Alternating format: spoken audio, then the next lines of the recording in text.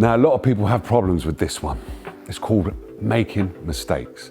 Now, I make a lot of mistakes, and if you've read my autobiography, you will understand that I've been like that, been like that, been like that, and then kind of normal now. But I still make mistakes, and I tell you what, my attitude towards mistakes is I love them, because mistakes is the only way you're going to learn. It's the only way you're going to grow. It's the only way to grow. If you don't make mistakes, the problem is you're telling yourself and the outside world that you're perfect. And to tell the truth, no one's perfect. Everybody gets it wrong. Sometimes you don't listen to someone, sometimes you butt in, sometimes you will paint something the wrong color, it doesn't dry, or it's just a load of mistakes that you can make. But I think we need to change our attitude towards mistakes. If we change our attitude towards mistakes, I think things will be a lot better. So a lot of the design that I do within J&Co has come from a mistake. So there is a chair that you might see with just one leg painted. Some people think that's a mistake, or some people think I'm being lazy.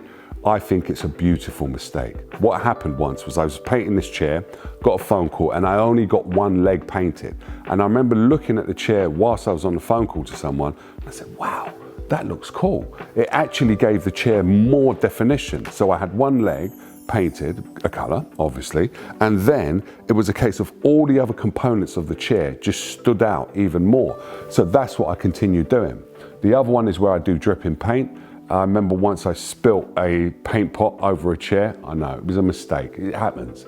But as I was about to clean it up, I was looking around for some tissue, just about to clear it up, and I was like, you know what it reminded me of? I don't know if you remember being a kid and you had the ice cream and it would run down the sides there, and it just looked super cool. So I kept it. And then another mistake we've made where, if you see on the chairs sometimes, I have piping that just goes to about 34 inches.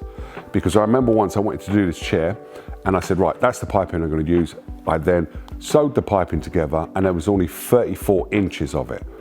And I looked at the chair and I was like, I really like this color on there, but I'm going to place it in a way where it doesn't have to go all the way around. So it was a mistake that I made, not measuring the fabric first of all to see if it would fit, and then I made it fit by just adding in the original color and the color I wanted, and it looked beautiful.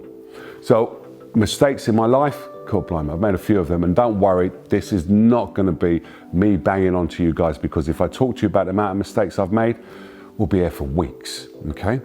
But I'm here talking to you now. So those mistakes have not done anything bad to me. I'm still alive, I'm still able to talk. But the one thing that I've learned from the mistakes that I've made over the years is you have to be consistent.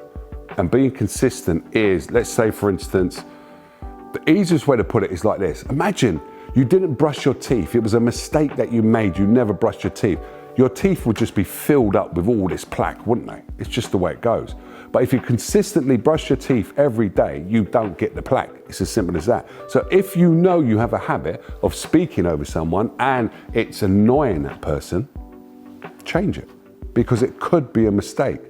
Anything that you do that needs changing, other people will more than likely tell you, or you really do know in yourself about the mistakes that you're making, but sometimes you don't want to listen to them.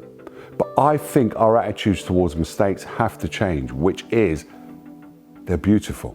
And we all have to make them to grow. If you don't grow, the problem is you're going to stay the way that you are, and that might not be the way to move forward. I'm a great believer in talking and telling people where your vulnerabilities are. So one of the things is me not reading. I don't read the emails and the scripts that they give me. I just don't. Most of my TV stuff is just talking to people, and I think I'm quite good at that. I can speak to someone till the cows come home, and we can find subjects to talk about. So some would say it's a mistake for me not to read the emails because they've come from the hierarchy, and I need to be able to understand what message they want me to push. But if the message is good enough to send in an email, you can actually be able to speak to me as a human being, because you're going to see me. So it might be a mistake that I don't read it, but I'm working on the reading stuff. And it ain't great because the emails they send me, it's too many. Have a word with them, please.